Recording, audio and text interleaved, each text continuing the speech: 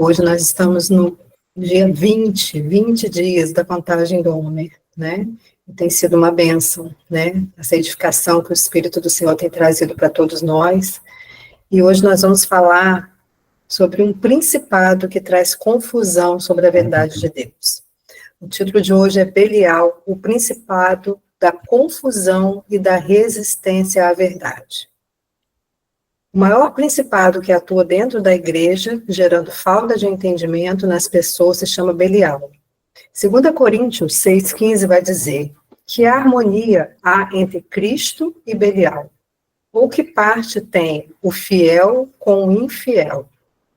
Então, queridos, quem é Belial? A origem desse nome, em hebraico, significa sem valor, inútil, sem proveito. Então, para vocês terem noção, o que esse principado quer fazer com as pessoas dentro da igreja, torná-las sem valor, inúteis e sem proveito. Nas escrituras, Belial, ele é símbolo de perversidade, desordem, rebelião e tudo que se opõe ao governo de Deus. Então, representa um principado demoníaco que age promovendo o quê? Confusão, desonra, rebelião e principalmente resistência ao entendimento espiritual. Então, como que ele atua dentro da igreja? Impedindo o entendimento da verdade, misturando carnalidade com espiritualidade, promovendo mensagens sem peso de glória, onde o entendimento substitui a palavra. Fomenta a autopromoção ministerial, isso é, desvia os líderes do coração rendido ao Senhor, né? São aqueles que querem fazer as coisas para agradar ao homem, não a Deus, buscando o quê? Uma autopromoção. Então, queridos, a primeira chave para isso, né, que o Senhor está nos trazendo, é o chamados para discernir e resistir. Em Oséias 4,6, muito conhecido, vai dizer, o meu povo foi destruído porque lhe faltou o conhecimento. Porque tu rejeitaste o conhecimento, também eu te rejeitarei, para que não sejais sacerdote diante de mim. E visto que esqueceste da lei do teu Deus, também eu esquecerei de teus filhos. Oséias, ele profetiza, né, num tempo de muita idolatria, corrupção sacerdotal, infidelidade espiritual em Israel. Então, a nação se afastou de Deus, né? Se afastou da aliança com Deus, buscando alianças políticas e adorando a outros deuses. Então, queridos, onde falta o entendimento, sempre vai reinar confusão. E Belial, ele resiste ao espírito de sabedoria e de entendimento, o quê? Para manter o povo imaturo e vulnerável. E é por isso que nós estamos aqui, recebendo as chamas de entendimento, para que a gente tenha o discernimento sobre essas coisas. Então, o povo, ele não foi destruído por falta de acesso à informação, como nós hoje, mas por rejeitar a revelação de Deus. Então, quando o conhecimento de Deus ele é rejeitado, há uma queda da liderança espiritual, a perda da autoridade sacerdotal e consequências geracionais. Quando ele fala, também esquecerei de teus filhos. Então, o sacerdote rejeitou a revelação, aqui em Oséias, né? E como consequência, Deus fala, Deus rejeita o ofício dele como sacerdote. Quando ele diz, também eu te rejeitarei, para que não sejas sacerdote diante de mim. Então, sem revelação, um ministério ele se torna mero ritual, né? Sem poder e sem direção. E, além disso, muito sério, queridos, há um impacto geracional, quando o Senhor fala, também me esquecerei de teus filhos. Deuteronômio 7,9 fala assim, saberás, pois, que o Senhor teu Deus, ele é Deus, o Deus fiel, que guarda a aliança e a misericórdia até 1000 gerações, aos que amam e guardam os seus mandamentos, aos que amam e guardam. Guardar não é você botar na gaveta, é você cumprir os princípios. E isso não fala de abandono, né, mas de retirada de favor, herança e cobertura espiritual. Então, a negligência sacerdotal, ela quebra um ciclo de bênçãos geracional. Então, o que acontece, queridos? Nós vemos muitos, né, sacerdotes, muitos ministros de Deus que não cumprem a palavra do Senhor e dentro da casa deles há uma desordem geracional. Olha, filhos de sacerdote que perdem a autoridade dos filhos. crescem em ambientes sem temor ao Senhor, cheios de religiosidade, mas sem presença, sem referência de verdadeiros ministros. Por quê? Porque eles veem que na casa é uma coisa, mas lá dentro da igreja é outra coisa. Então, eles perdem aquela referência, eles não querem mais viver aquilo. Então, o que um sacerdote constrói ou destrói vai afetar a próxima geração dele. Então, Êxodo 20, 5, 6 vai dizer assim: não te curvarás a elas, nem as servirás, porque eu, Senhor teu Deus, sou um Deus zeloso, que visito a iniquidade dos pais nos filhos até a terceira e a quarta geração daqueles que me odeiam, e faço misericórdia a milhares do que me amam e aos que guardam os meus mandamentos. Então, queridos, um sacerdócio fiel, ele vai liberar uma bênção geracional, né? Um sacerdócio corrompido, ele pode gerar linhagens espirituais marcadas por confusão, frieza e afastamento de Deus. Então, a autoridade perdida, ela pode ser restaurada através do quê? Arrependimento, reconciliação e retorno à obediência. Então, a segunda chave, nós vamos falar que é a restauração do sacerdócio em Cristo. Restauração sacerdotal em Cristo. 1 Pedro 2,9 fala: mas vós sois geração eleita, o sacerdócio real, a nação santa, o povo adquirido, para que anuncieis as virtudes daqueles que vos chamou das trevas para a sua maravilhosa luz.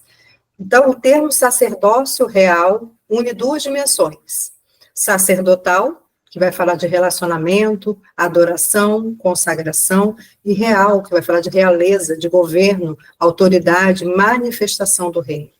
Então, queridos, desde o princípio, Deus deseja formar um povo que vivesse em intimidade com ele. Êxodo 19:6 vai dizer: e vós me sereis um reino sacerdotal e um povo santo. Estas são as palavras que falará aos filhos de Israel. Então, o sacerdócio era o DNA do povo de Deus. Era isso que ele sempre quis, uma nação inteira chamada para viver na presença, ouvir a voz de Deus e representá-lo diante das nações. Mas o que acontece durante a história? A gente vê que o povo preferiu um mediador, preferiu que Moisés falasse com Deus por eles, né? E se afastou da intimidade, perdendo a expressão plena desse chamado, de intimidade, né? E ao longo da história a gente vai vendo que a história de Israel, o sacerdócio que deveria ser um canal vivo entre o povo de Deus e Deus, né, tornou-se um sistema ritualístico sem vida, corrompeu-se por interesses políticos, ambições pessoais, perdendo sua autoridade espiritual.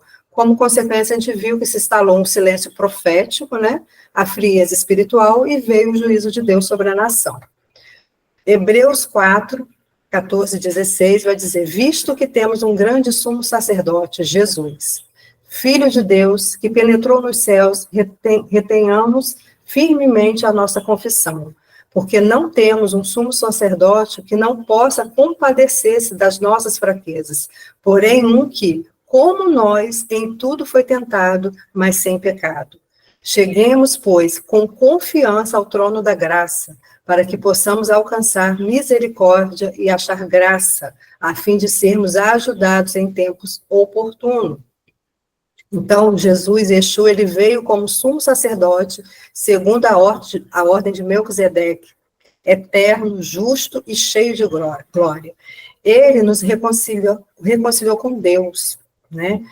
Ele abriu um novo caminho para nós, né, para que nós possamos chegar ao Santo dos Santos, conforme está lá em Hebreus 10, 19 e 22, que fala: portanto, irmãos, temos plena confiança para entrar no Santo dos Santos pelo sangue de Jesus, por um novo e vivo caminho que ele nos abriu por meio do véu, isto é, do seu corpo.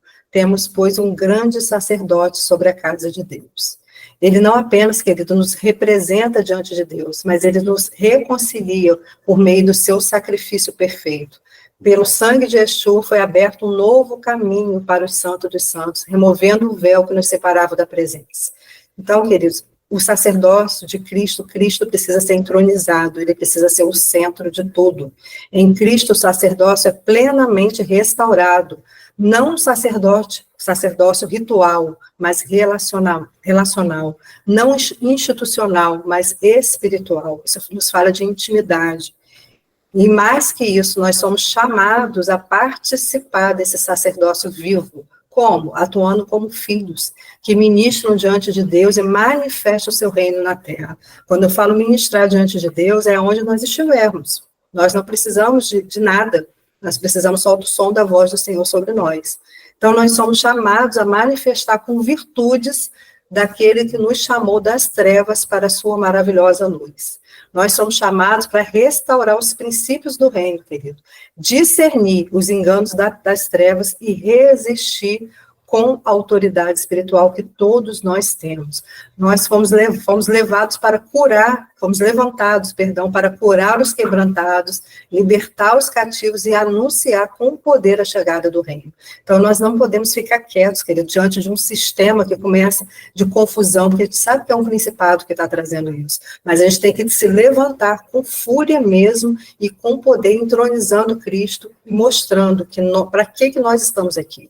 Né? Então, que o Senhor, ele venha, com sua graça, restaurar em nós essa revelação sacerdotal, de sacerdócio de Cristo. Que nós sejamos, queridos, um povo consagrado, rendido e cheio do Espírito, inflamando a presença dele. Né? Nós somos ministros da glória do Senhor. Todos nós temos que carregar a luz dele, proclamar a verdade e trazer os céus para a terra. E viver manifestando, né, o céu aqui na terra. Isso, queridos, todos nós. Então, a porção de hoje é essa, que nós possamos estar pensando durante o dia, né, sobre tudo isso. Amanhã, nós não temos o maná, mas nós temos a contagem do homem, às 9 da manhã. Queridos, a contagem do homem são todos os dias. Então, são todos os dias uma porção que a gente não pode perder. A gente tem que estar junto, firme e forte aqui os 49 dias, porque eu tenho certeza que quando chegar nos 50, vai haver uma explosão de ministros posicionados e cheios da glória de Deus. Amém? Então, amanhã, às 9, o link não vai estar no Maná, vai estar no Tempos e Estações. Tá bom, queridos? Shabbat Shalom, um bom sábado para vocês.